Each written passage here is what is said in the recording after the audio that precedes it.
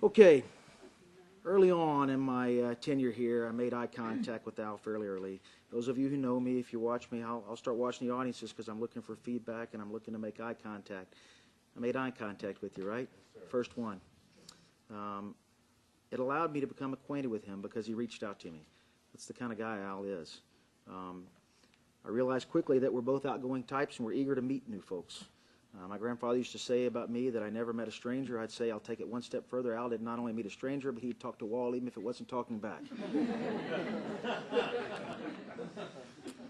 Now, I knew that we would get along well when he stopped by my office one day and said, hey, sir, one of your light bulbs is out. And I said, dude, how many people do you think it's going to take us to change it? And Al answered, none. I said, what do you mean, none? He said, well, it's one of two things. Either the light bulb doesn't need changing since it's probably the system that needs to change, or the light bulb's not burnt out at all, it's just lit differently. From the heart of someone who sees the cup as neither half full or half empty, Al has a heart that's overflowing. He always sees the goodness. From that first meeting, I rapidly found out that he knew his stuff. He knew his people. He was willing to engage. I love that. I love people who are willing to engage. And he was able to read most every situation very clearly. I knew that he was a valuable member of our team. Now, along the way, it also hit me that we would get along well because he's my favorite kind of leader. He's a servant leader. And I'm going to talk about servant leadership a little bit. If you'll bear with me, servant leadership is an ancient construct, and people have been writing about it, and folks like Al have been living it for centuries. In about 600 BC, the Chinese sage Lao Tzu wrote the Tao Te Ching, a strategic treatise on servant leadership. He wrote that the greatest leader forgets himself and attends to the development of others. Servant leadership begins with the natural feelings that one wants to serve first, then the conscious choice to aspire to lead. The difference manifests itself in the care taken by the servant, first to make sure that other people's highest priority needs are being served before their self. Our Al is that servant leader. He's a dedicated man who experiences the highest human privilege to be used in molding other people's lives and helping them. If you ask Al, he'll say he's not a leader, he's just a servant. He's a very humble man. He won't claim credit for the fact that the elements of his character inspire people daily. Leadership is character in action, and Al has true character. But we know and will say that Al is too humble to claim that for himself. He is a molder of lives, including old crusty colonels that he works for. As I walk you through his career, you'll see that he served honorably in all his assignments, culminating with his work here at Edwards Air Force Base. If you read Al's record of education and employment, the most obvious thing is that he is a man of service to individuals, families, and his community. He entered the Air Force in 1963 as a cop. I love cops. And while serving the public good, he saw firsthand how important it was to take care of people, support them, and help change for the better. While stationed in Kunsan, Korea, he spearheaded a program of education, behavior modification, all to reduce racial discourse among airmen.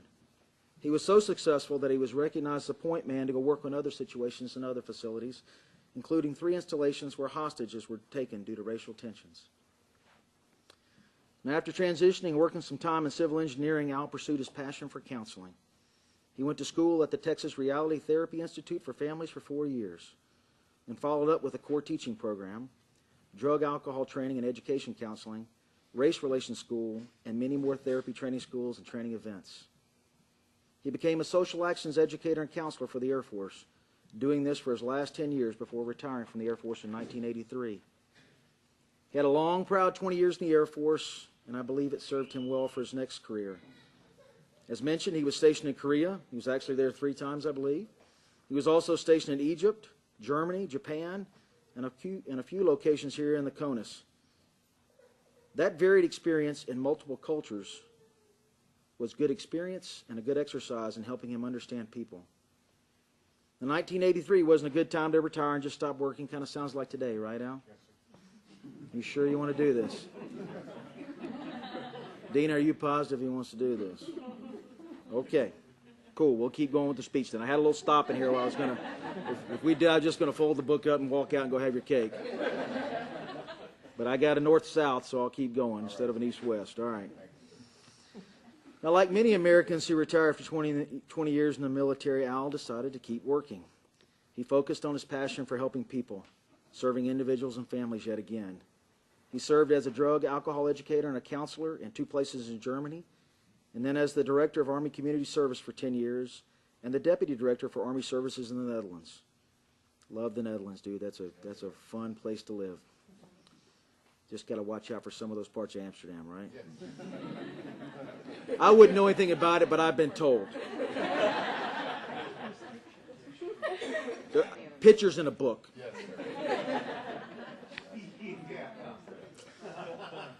Don't laugh too hard, Dennis. It's not. I don't think we were ever stationed together, right? Okay. Now, in March 2000, he arrived at Edwards as a community readiness consultant and base relocation manager. Al would tell you that his job consisted of being trustworthy and caring for people and always living the core value of service before self. Now, during his long tenure, Al did his duties and provided countless grief counseling sessions. As a matter of fact, he was incredibly helpful last year when Brian died in helping the community recover. I would also tell you that Edwards is one of his highlights of his career because it was the first time that he was close to home and to his family. Moreover, he said that he's had a fantastic bunch of folks to work with from the office and the community during the last 9 years, and it's made his life very enjoyable. Now, after today, Al will continue to run his business. We mentioned it a minute ago, Kangen Enagic Water, a health water company. He's going to take that on as well as being a community service chairman for the California City Planning Commission, correct? So you're going to be still pretty busy, right? You don't have time for other business adventures or anything like that? Yes, sir. Okay, well, I got one warning for you. Now, I understand, and way back when my hair used to be orange, that there was a pretty good ribs and fixing business around here that used to smoke out the BX. So I got to tell you, I don't mind you bringing it back, but I got the smoke out of the BX, so you can't come back there. The fire department wants me to see if I can get that in writing. They also asked me right before I came in if you deliver, because they still remember. Now, I'd like to take a few minutes before we close to share some thoughts on Al and servant leadership. One of our nation's greatest combat leaders is General Norman Schwarzkopf. On May 28, 1970, in Vietnam, Schwarzkopf arrived at a field to find one of his men hurt by a mine, and the man was thrashing around in pain. At about that time, another stepped on a mine and started thrashing around also. They all of a sudden realized they were all in the middle of a minefield. Schwarzkopf realized that if the man would calm down, he might be able to save his life and his leg. Now, instead of staying safe, he went out one step at a time to reach, calm, and care for the wounded soldiers until the engineers could get them out safely.